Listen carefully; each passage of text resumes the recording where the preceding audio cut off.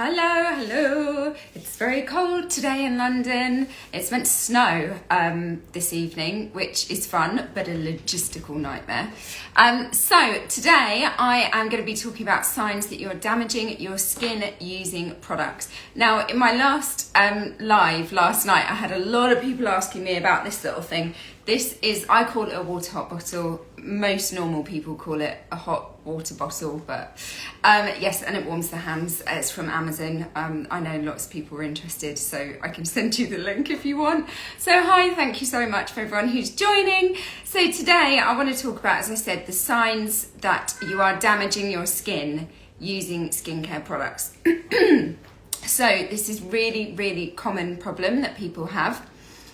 One really easy way to tell is if your skin starts to feel a bit oily, but also it's dry, it's got texture to it, and it feels a bit rough, prone to breakouts, and starts to feel a bit sensitive.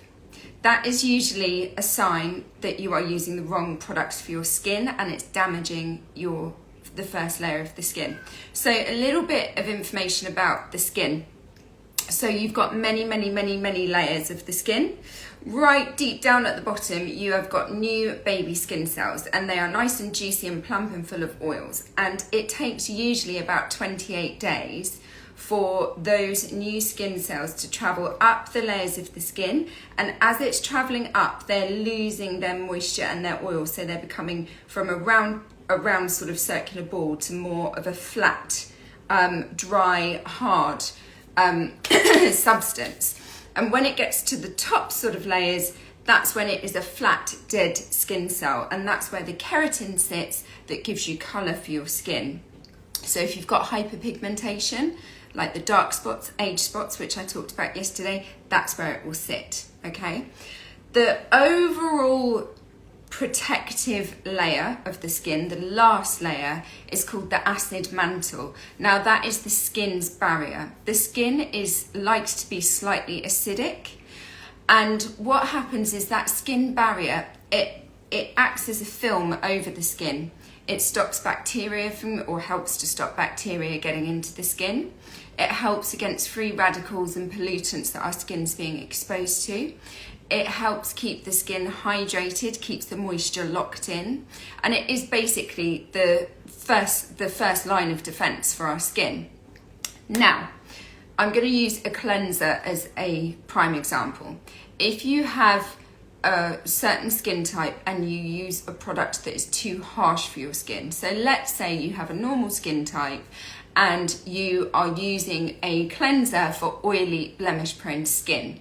What that cleanser does, and I mentioned it in last night's live, what that cleanser will do is purposefully pull out oils in the skin because you're using a product that thinks that you've got too many oils in your skin.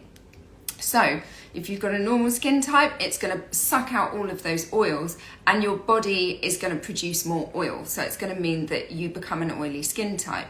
Now, if you use the wrong product for your skin type over a period of time, what's going to happen is it's actually going to start to break down that acid mantle, the protective layer of the skin.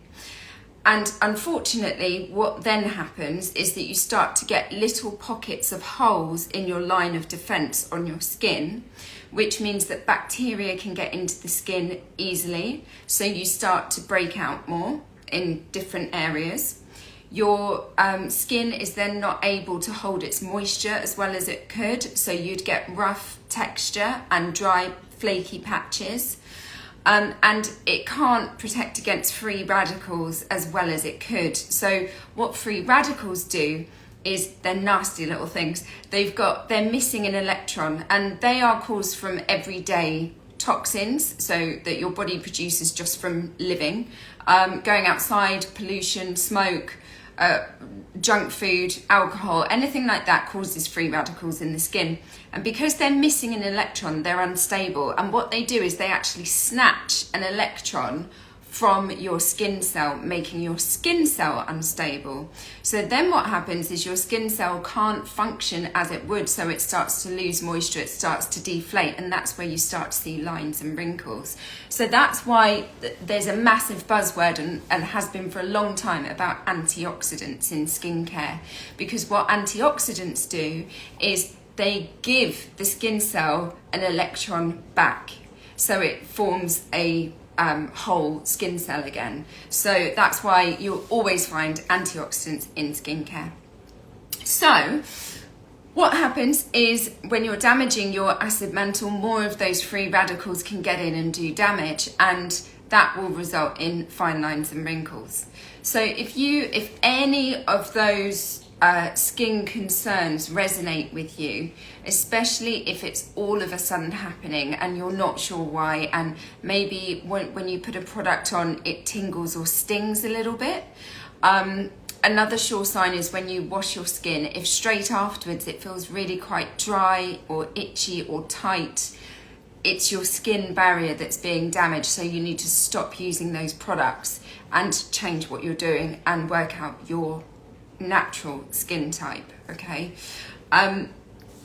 The good news is that if you do have acid mantle damage, it can easily be reversed, but you need to work out what product is doing the damage.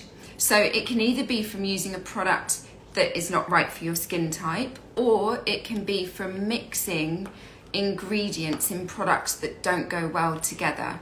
So a really quick example is if you were to put vitamin C on, a vitamin C serum on at night, and then use retinol. They don't go together, they'll react, and that will start to break down your skin cell barrier. So I've done some reels on what serums you can't mix, because there are certain serums that work really well together, and there are certain serums that clash, that will do skincare damage. So go and check those out. If you can't find them, just send me a message. I'll be happy to send you the link to them. Hey guys, thanks for joining this morning. I hope everyone's staying nice and warm. If anyone's got any comments or questions, just pop them in the comments box and I will either answer it as we're live, or I will come back to you and send you a private message. So the first thing that is really important is to know your skin type. I've got a skin type test that is in the link in my bio. So if you're not sure what your skin type is, you can go and check that out, and that will give you a good idea as to what your skin type is. And then it is a case of making sure that the ingredients you are using do not clash. Now, a really simple way of making sure that your ingredients aren't clashing is by using the same skincare brand or the same range in one routine, because when a skincare company put together a routine, a range, they are not going to put together ingredients that clash. They're going to put together ingredients that work really well together and that will enhance each other. So if you're really not sure and you're the type of person that just buys this here, this here, this here, oh, I'm going to go into the cupboard and I'll pick up a serum. I've got no sort of strict routine. I don't really know what I'm doing. I'm just pick up the first bottle. If you've got those skin concerns, most likely the products that you are using are clashing with each other and are giving skin acid mantle damage. So I do offer a service where please don't send me pictures of what you use, because it takes me far too long to be zooming in and trying to work out what each picture is. But I do have a service where you can message me all of your products that you use in the order that you use them. I need brand and product name, and then I will go in and see if any of them are clashing. Another thing that people don't always know is that skincare companies have to list their ingredients in the order of the concentration of how much ingredient is in each product. So the first ingredient will be the biggest quantity that is in that product.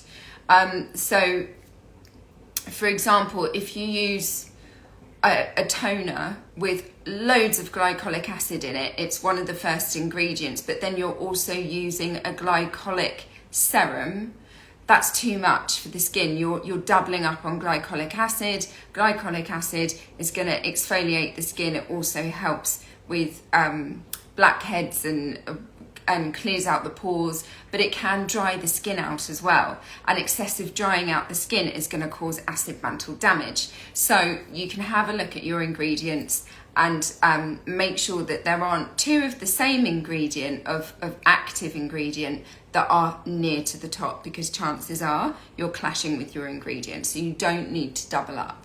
Okay, so that is a really quick breakdown of how you can make sure you're not damaging your skin, and if you are, it gives you a little idea of how you can improve your skin. So the skincare products that you would need to use if you do have acid mantle damage is really bring it right back to basics. If it's serious damage and you're really sensitive, it hurts when you're putting even moisturizer on, you need to go to a sensitive range. So really calming, soothing, lots of sort of aubergine extracts, licorice extracts, chamomile calming extracts that are going to calm that skin down.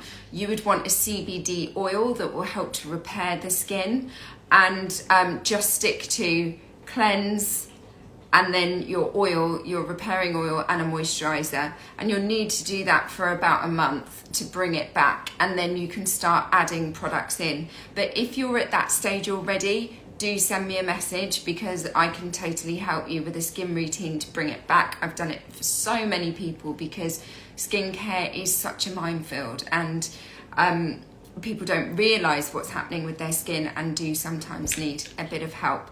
So everything on all of the services that I offer are free services for my advice, so don't be afraid to pop a message over to me. I'll be more than happy to help. Hope everyone's staying warm. We're going to have snow this evening in London, which I'm so excited about. I hope we get a big dump so that I can play snowball fights tomorrow. So stay safe, everyone, with the ice and the cold weather. I hope you're all having a lovely Sunday. Thank you for joining me. Sending lots of love.